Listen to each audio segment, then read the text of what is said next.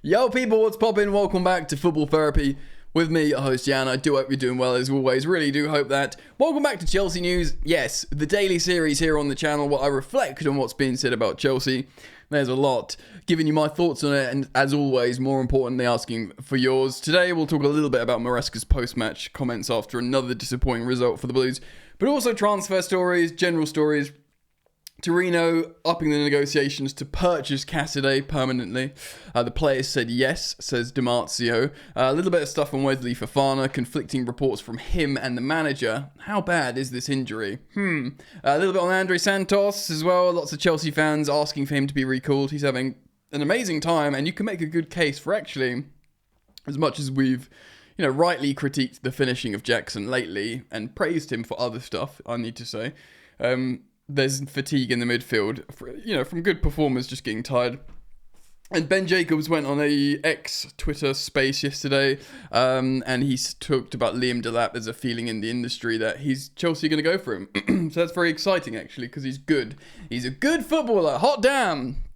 It's going to be a good video, guys. Thank you for supporting the content, as always. I'm very thankful for you guys here. So, yeah, like and subscribe if you want to. Let's get into it. All right, mate. All right, let's start off a little bit with Enzo Maresca. He did speak yesterday after the draw. Very disappointing. He was asked yet again about substitutions. I think it was Bobby Vincent of Football.London. You had, why do you not turn to your bench, essentially? And it was met with questions, returning questions from Maresca, like, who do I change? And he was like, well, you got Felix and Nkunku on the bench. Now, I kind of have sympathy for Maresca here, though I am frustrated. He's not being really, really stubborn. In fact, we were all very excited yesterday. For two reasons. One, he started Josh Achampong at centre-back as well, which was great. He looked good and he won man of the match, I think, or player of the match. Certainly by Chelsea. And Mark Guew came on as a striker. So that's stuff that Chelsea fans have been massively calling for. Not that a manager should listen to fans of a club and try and, bend to their will. Because as soon as you're doing that, then you might be betraying your own ideas, and that's not a good sign for the guy who's meant to be managing and leading the club, who's meant to know more about football than us, right? So there is that. But, as fans, we saw those guys, and that's good, that's positive. And Nkunku has not looked great. So I don't think many people will be too upset about that. And, which leaves Joao Felix, and I do personally want to see more Joao Felix. I think he's very, very talented and he can affect games, but I kind of do have a bit of sympathy for the Chelsea manager when he says, look, I thought they were all doing all right. I couldn't see a change there that would improve.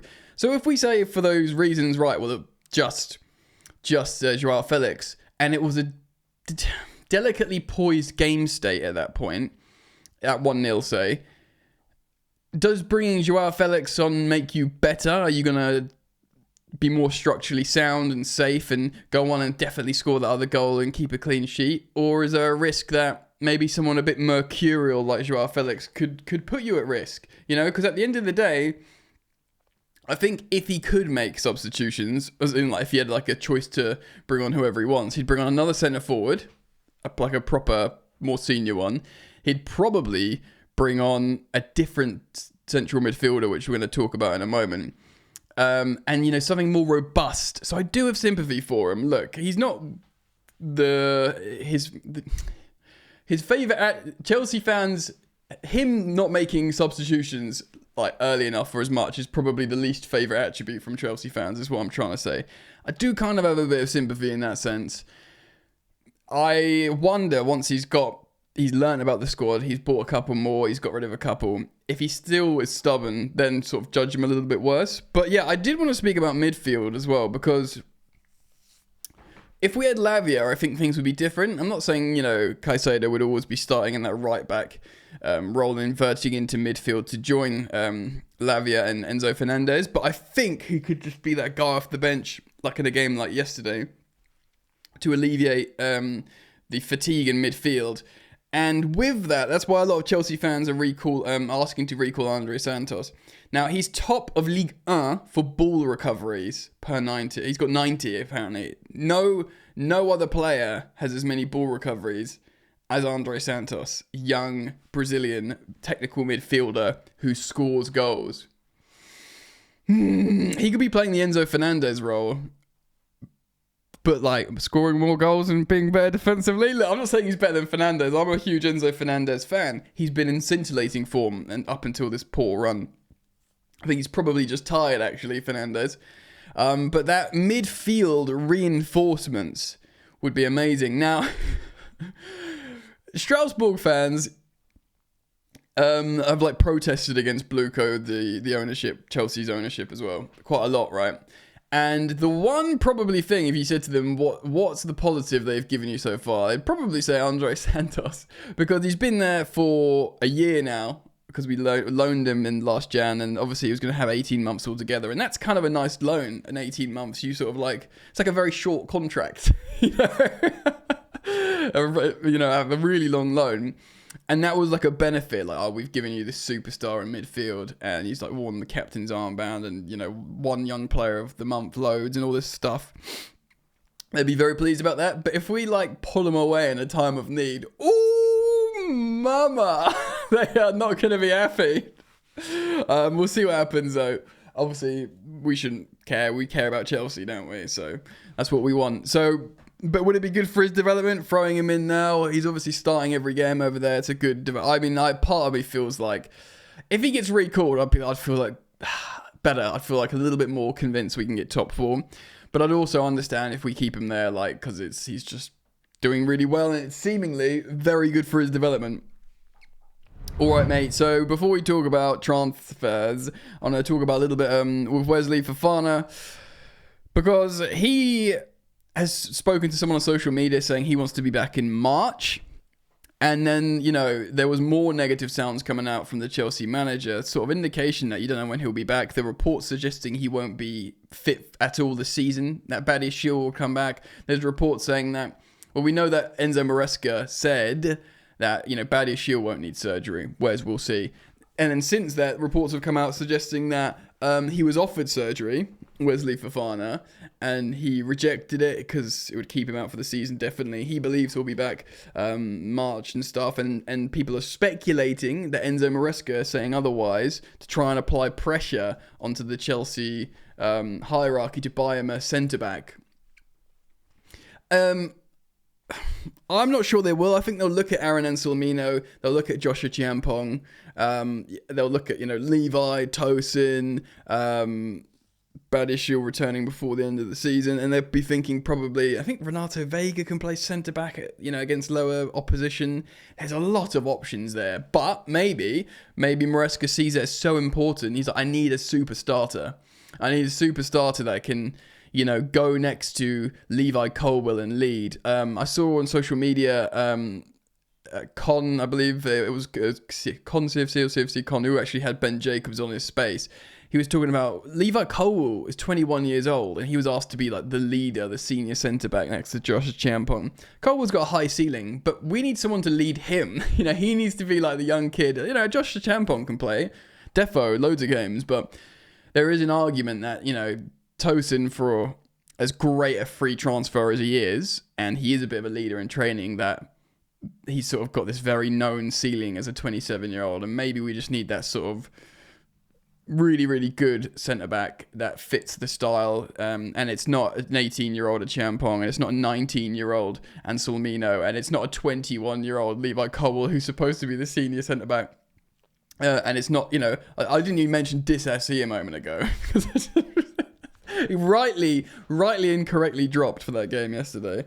But so there's people speculating that he's trying to apply pressure to the Chelsea hierarchy to purchase a centre-back. Now, this is not to say he doesn't like Wesley Fofana. He's been very, very firm on saying how he's in love with Wesley Fofana. He's an amazing player. And, you know, me as a Fofana super fan, when he's fit, I feel like, it's great to hear. But, of course, we've rightly got concerns with long-term injury stuff. You know, it's Fofana, Lavia and James. You know, we just don't know where their careers are going to go because of these injury problems. So yes, a little bit of adversity, a little bit of conflicting reports from the players' camp and elsewhere about when he's going to return. And I think it's, you know, it feels like we've been in the transfer window for ages, but it's only the 5th. Chelsea can work late sometimes. So let's talk about transfers. All right, a little bit on Cesare Casadei, which looks like this could happen. Di Marzio, who he plays a lot. To be fair, he plays a lot in the Conference League. The player has said yes, apparently, and this, like I said, is Di Marzio. Translated article from Italian, so forgive me if it sounds a little bit broken English. Turin, very strong pressure for Casadei, the latest. Negotiations between Torino and Chelsea are going for Cesare Casadei. They continue. The Granata are courting the former Inter midfielder a lot, and he has given his approval to the transfer. Chelsea's request is to reach a total package of 20 million with a buyback clause option in their favour. At the moment, Torino has reached an offer of 12 million with a percentage of future sale, which might be quite good because it's got a high ceiling, you know. Mark, like I said before, if Mark Gahey went to Newcastle for the money that he was being touted, we would have made like 20 million quid, which is loads off an already pure profit sale player.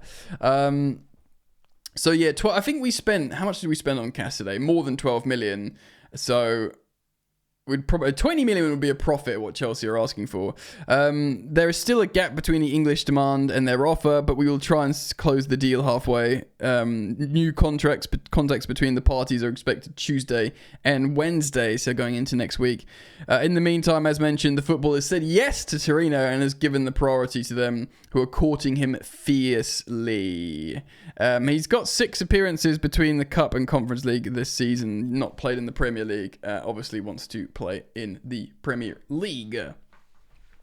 If Chelsea make their money back on him and get a sell-on clause percentage, they will see that as a success, a victory, because, you know, they would have played him a little bit, proven we know how to find talent. You know, he would have developed and his profile would have raised a little bit, goes to Torino, and then if he gets sold for more, you know, it doesn't make Chelsea look bad, you know, by making our money back, because he's a good player that we scouted and found. And if you have a sell-on clause, you will make money eventually. It's not, oh, we've doubled our money on him. Like, if we sold Santos now, we'd double our money. Do you know what I mean? Easily. So the scouting does seem to be good. Cesare Casadei maybe isn't like, you know, the superstar of some other young players we've bought, but there's a transfer to be done there and a sale to be made. So I think that will probably happen. You know, you think of him, you think of Carney Chukwuemeka, you think of Ben Chilwell. Where's Ben Chilwell gonna go, bro? Like, again, I keep saying, like, I listened to an Athletic football podcast analysis thing about Man United, and they were saying Amorim needs wingbacks. He needs, like, wingbacks who know how to play there. And I'm thinking, Chelsea have got a Champions League winning wingback. I know Ahmed plays right wingback sometimes, but we've got a Champions League winning left wingback who's senior, who's, you know, you get for good money. I don't know why that's not happening, to be honest. But yeah, we'll see what happens there. And we'll be left short with midfielders. That's the thing. Because if Cesare goes, he has been playing in these midweek games, you know. I suppose Keenan Dewsbury Hall will be true. If both Casadei and Carney goes, you need someone to cover, surely. I suppose Vega plays a little bit more in midfield and you play other players in the back line. Anyway, let's talk about Liam Delap. So, yeah, the aforementioned Ben Jacobs did speak about this on the Twitter space.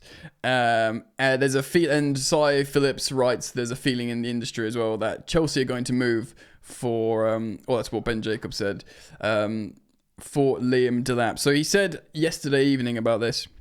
I think it was CFC or CFC Con? He says this, Ben Jacobs. The feeling in the industry at the moment is that Chelsea are going to move for Liam Delap, but Ipswich are very unlikely to sell in January. Understandably, they're trying to stay in the Premier League. He scores all their freaking goals. Staying in the Premier League's worth like hundreds of millions of pounds, right? It's not clear whether, and this is what Sai goes on to say, it's not clear whether Chelsea will make a move for him now or wait till the summer, but you feel with a talent like the former Manchester City player, you're going to have to move fast in order to get ahead of the competition. Yeah, I agree. Look, similarly, the value of them, you know, staying in the Premier League is huge, right? But similarly for Chelsea, I said it yesterday, the value of us qualifying for Champions League and not is absolutely massive. The money is so much different, right, from the Europa League to the Champions League. So, excuse me. So, I was just saying it yesterday. I think the investment in a forward would be really, really important if they can find the right guy. You know, if they could just pull Osimhen out of the air, and Osimhen agrees to join in January, because there's apparently a clause that he can go to a non-Italian club in January for X amount or something. There was something like that. And if we can make it work, it would be great. I genuinely think it would be the difference. Guys, there's so many radically contrasting and conflicting opinions on Nico Jackson, when I don't think they should be at all. He's been an excellent purchase, right? Because he was £29 million. He's like 33 million euros or whatever. So under £30 million, he scores goals.